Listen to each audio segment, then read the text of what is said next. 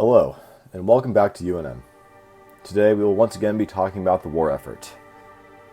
It has been about a week since our last installment, and since then many trials and tribulations have occurred, and this war has quickly turned sour. This war was once prided as a war of activity and honor. However, the Mandalorians turned it into a war of hate, unprofessionalism, and worst of all, seeking out shady members of this community to support them in pulling members. The suspicions of this all came from the war's first official event, where our allies, DFC, did a defending raid against the Mandos. They held a scouting and forage, where the Mandalorians deliberately edited the map to fit their liking, unbeknownst to the defending DFC, until the raid was in progress. Luckily, DFC's defense held, which granted the CMP one of its earliest victories. The second oddity was during a surprise raid in which the Mandalorians attempted to pull unfounded ROE accusations in an attempt to claim the raid a null. Sadly, the lack of knowledge on their side, even after agreeing to the ROE, will be a reoccurring topic here today. However, the biggest occurrence showing friendly forces that we are dealing with snake-mouthed deceivers would be the UN's first official raid against House Terra. Not only were there several alternative accounts being utilized, the member Vor Terra, or better known as Corrupti, was present during this engagement and lied about its outcome. Our worded announcement addressed most of the points, so I'll keep this segment brief. Corrupti claims our artillery technology crashes games and splits lobbies. This is simply untrue. As shown here in this conducted test, the artillery doesn't cause lag, game crashing, or black screening. Was a lag switch pulled? It's possible, considering Corrupti has been known to associate himself with notorious network manipulators.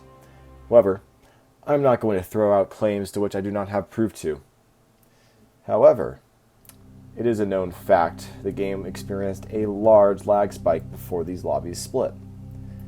But as I said prior, the UN does not have any solid proof to substantiate the claim that this was a network-related attack to make the UN look bad in the eyes of the community.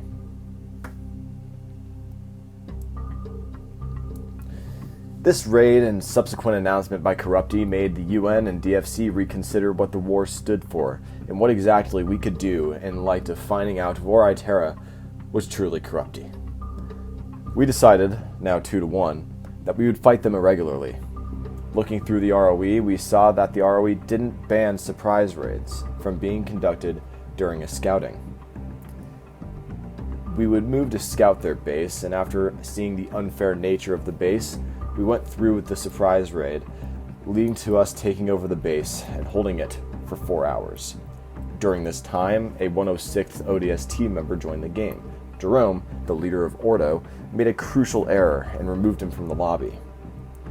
The Mandalorians tried making excuses of not knowing their involvement in the war, even though they were in the server and on the war scoreboard for almost a week. After this, they were grasping at straws after admitting their faults, trying to claim ROE doesn't allow surprise raids during scoutings. Even though it doesn't even strictly ban them. And trying to claim ROE wins, which is something the UN has not tried to do up to this point, even when they broke ROE for having alts in the first raids.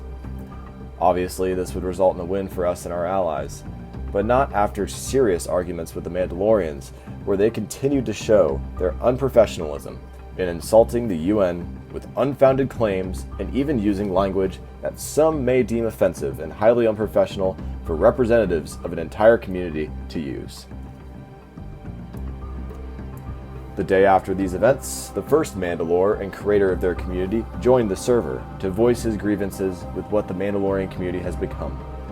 Instead of hearing him out or respecting his words, he got disrespectful responses from a community that has honestly fallen below the standards they once upheld. Some may claim respect needs to be earned, but I would argue those who have created communities or influenced one greatly deserve to be heard out, even if you do not follow their advice. Them disrespecting their first Mandalore would be like if the UN disrespected JB or Shadow if they happened to give us advice. It's truly deplorable, but trust me folks, it does not end there. The next day, a series of battles happened related to 4v4s in a single team tech. Though the Mandalorians would win these, it would soon be found out a player was pulled for the 4v4s from another organization, and that alt accounts were used in the team tac against the 106th.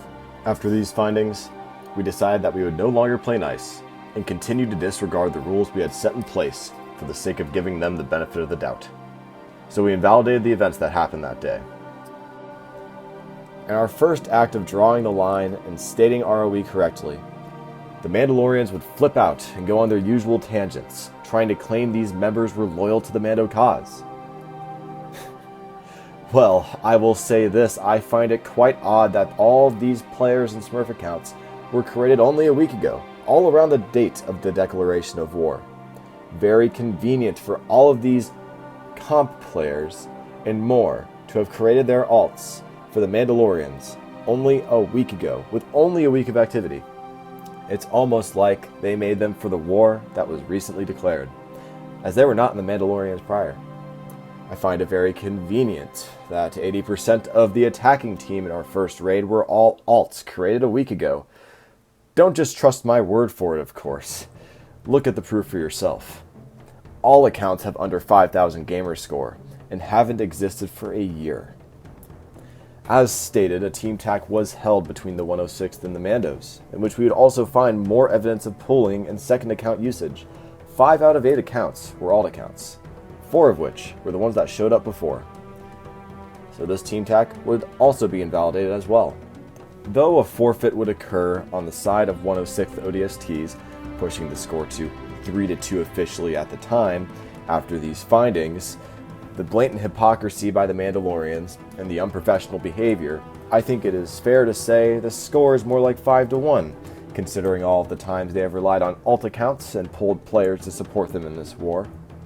Obviously, they have not been using their own members.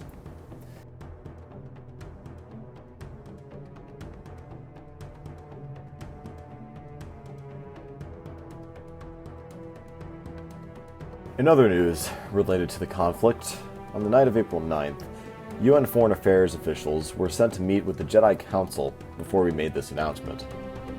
They had requested an audience with the UN representatives and had been trying to mediate between the two sides recently in the war.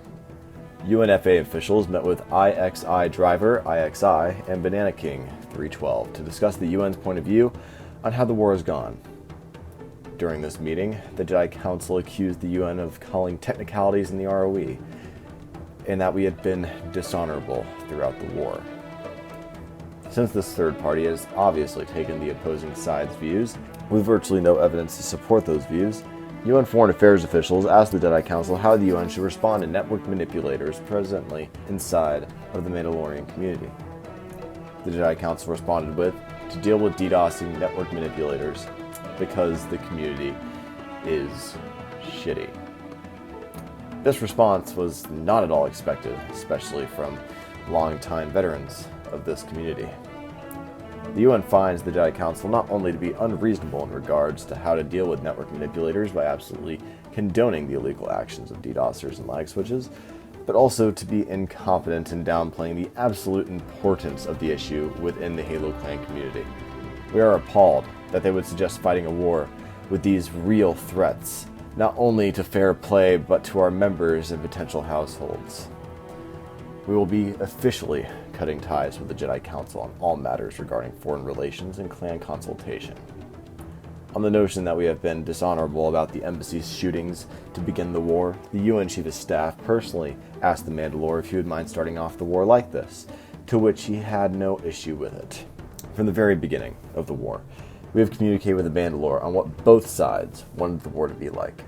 To our understanding, this was meant to be a fun war for activity. However, it has since turned sour and has become a very toxic conflict. The next day, the UN Council would convene to discuss these findings and the future of the war.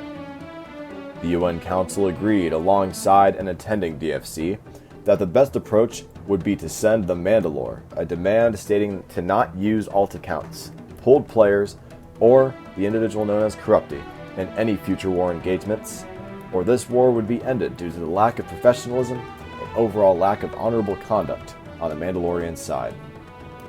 The Mandalore would soon answer, stating he would not abide by the demands, that he and his members would not stop pulling players, using alt accounts, and associating himself with a shady individual. Due to all these events building up to this, and the Mandalore rejecting the promise of a fair, fun, and safe war for all, the remaining members of the CMP, the UN and DFC, has decided to not continue this war and to call it a win for our allied forces due to the disrespectful actions and overall poor conduct of the Mandalorian community. A word of advice for all of those who are watching this broadcast: stay away from the Mandalorian community. They are dishonorable, and they have truly fallen from grace. Even their own members believe they do not work together and aren't what they should be. And at that note, it is time for this broadcast to end. Thank you all for tuning in to this episode of United Nations News. Make sure to like and subscribe for more content like this. Always ready, always there.